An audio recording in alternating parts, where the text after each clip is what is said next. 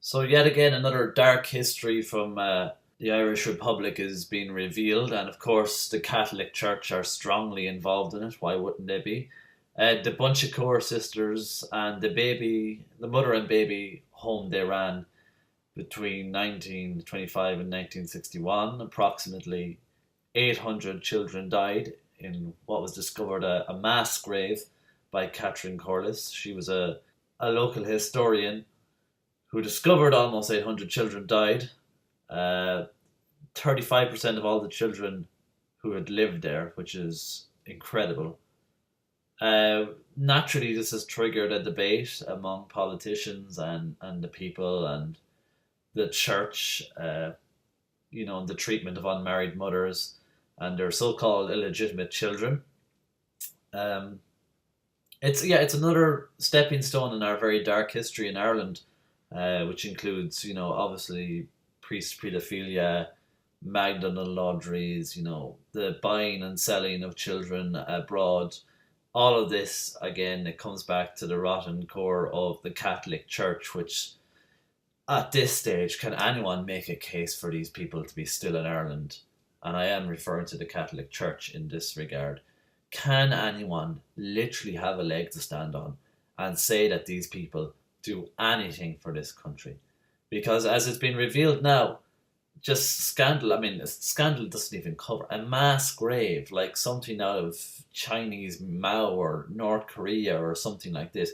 A mass grave of children, 800 found in septic tanks and all kinds of disgusting and disgraceful conditions.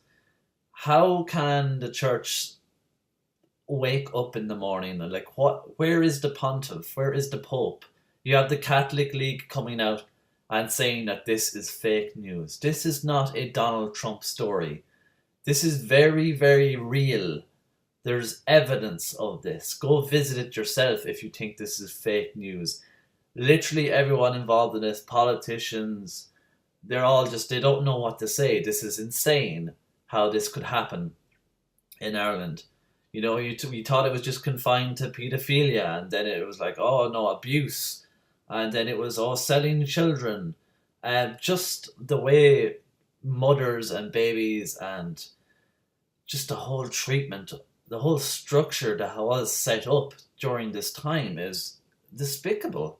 I mean, it's of course it's a violation of human rights, obviously. Um, Probably the more sickening part of it is that it's been covered up so well. I mean, the people involved in it that covered it up so well and just kept it away from everyone in the public that we're never going to really see anyone. You can't drag anyone to court and say, hey, account for yourself or jail time or something. It's just, you're lost for words at this kind of barbaric treatment of Irish people in our own country and how they've been overlooked. Catherine Corliss is a hero, an unexpected hero, I would say. I mean, she obviously was not expecting to discover this. She set off at this as a local project to investigate the Bonchacor sisters and write up a little article, maybe or whatever, on the history of it. But this is like it's like going to do a news editorial on a circus and finding everyone's just dead and no one talked about it, and there was rumors supposedly like some sort of ghost story where this was just going on and people kind of vaguely thought that this might be a thing, but it was probably just an urban legend. But no, this has been going on because nearly everything that's a murmur in Ireland is in actual fact a fire waiting to catch blaze. Magdalene laundries, I mean, Fern's report that the Catholic Church tried to suppress. It's disgusting. If you are a Christian, you really have to ask yourself, what am I doing in this? Frankly, what else would you call it? A death cult. It is a death cult, the Catholic Church. They are there's no remorse with them. They are unforgiving, and we are unforgiving of them because of their lack of compassion, morality, everything involved, and everything with their involvement, the cover-ups, the blackening of people's names, the sheer amount of names. There's a video online And it's a simple thing. It's just the names of these children, the dates, how long they lived for, a month, 3 months, whatever it was. And it's a 5 minute long video. And it's not sped up or anything. It's just name after name of innocent people dead. Just dead. Because they were illegitimate or whatever the church wanted to smear them with. A commission was set up in February 2015 after Catherine Corliss, Galway historian, basically revealed the deaths of 796 children at the Tuam, mother and baby, and no indication of their burial places, no graves as such to speak of. And about 35,000 unmarried mothers spent their lives in 14 different mother and baby homes run throughout Ireland by religious groups and, of course, the state until roughly the early 90s. We know that 769 children have died in Tuam. Their remains have been found, at least most of them. There is a lot more to come in this story. And the shocking thing is, it's going to be a tidal wave, because if this was just one, maybe there's worse homes out there. There's Castle Pollard in County Westmeath, and that's thought to have, over 3,000 babies there. I mean, this is just, it's a mass death cult. It's genocide, as I came back to saying. It's like something out of North Korea. If this was any other institution, they would be shut down, arrested. I mean, you can't have this going on. Mass deaths of innocent children, babies going on, and the Catholic Church, call it fake news. And if they're not calling it fake news, they're not saying anything. The Pope hasn't, I'm sure he's been informed of this, but does he care? Does he really care? If he comes to Ireland in 2018, when supposedly there's going to be a visit, will people show up? Will they show up to protest? Will he even come if he knew that was going to happen? It's, how do you fathom such things like this? The excavation is ongoing. They're digging up things. This is going to get worse before it gets. There's no way it can get better. I have to catch myself saying these things. I have to catch myself saying things like scandal. Scandal is what a politician having an affair or whatever is a scandal. This is genocide. This is mass death camps, essentially, disguised as, hey, we'll look after these mothers and babies and we'll care for them. Not in any place in history has the Catholic Church looked after the Irish. I mean, no, it just happened. It just hasn't come to pass. Magdalene laundries, altar boys being molested, priests selling babies. It's just, it's an industry to these people. It's a fucking industry to the Catholic Church, just to fucking ruin people's lives and be completely unaccountable for it.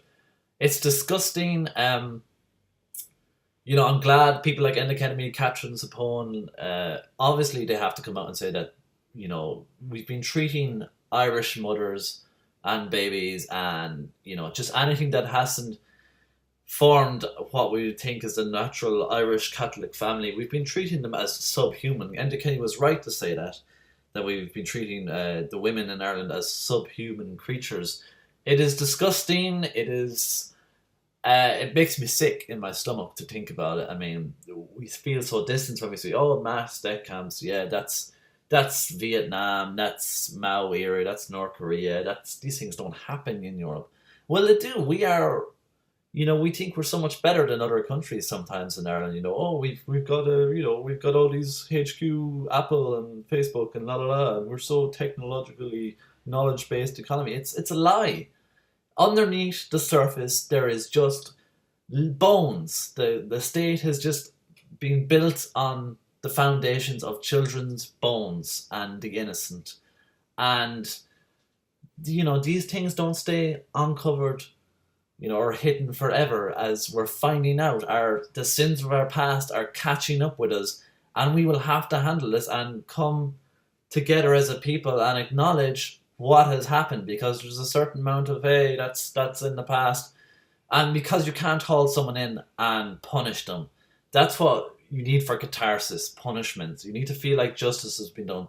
There will never be any justice in these cases. That time is long spent.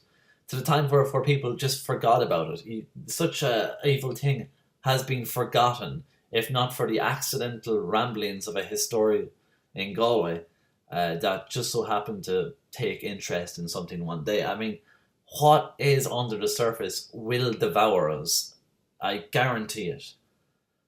I'm sorry it's such a harsh video, but there will be more on this to come, weeks, months, years ahead. We will have to come together as a people, and I do mean this, to unify around what our society is and where it's going. You cannot simply allow the church. It's a thing of the past. It's dead. When I was in school, it was paedophile priests. That was abuse. I mean, it's levels of just evil that it's so hard to comprehend or prioritize it or put it, scale it out into 1, 2, or 3, which is worse, first, second, or third. It's all just kind of an evil, and it's disgusting. We need to see resignations from archbishops. We need to see a massive pullback from the church out of Ireland. They need to hand back Irish Catholic schools. Well, not hand back, because they were never handed over as such. They were just allowed to do it. But you cannot trust these people. Time and time again, they're like some abusive lover. Ireland is locked into this relationship like some abusive lover, and it's, they're killing our children, molesting our children, defiling our mothers, defiling everything that they touch. It's some sort of cancer that just spreads outwards, and it's disgusting, and it makes me feel sick to my stomach just thinking about it, and just thinking how people have gotten away with it. Nuns have gone to their grave, be made out as saints when they are the devil. They are the devil. Thanks very much for listening. I know it's a hard listen, especially if you know why you've come to this video. You'll know that it's a hard listen, and it's a hard news story for us as a people to digest. But hopefully, with unity in communication and the truth and honesty, we will get some sort of catharsis or answers. At best, now all we can look for is answers. So thank you very much for joining me here, and I'll see you again next time.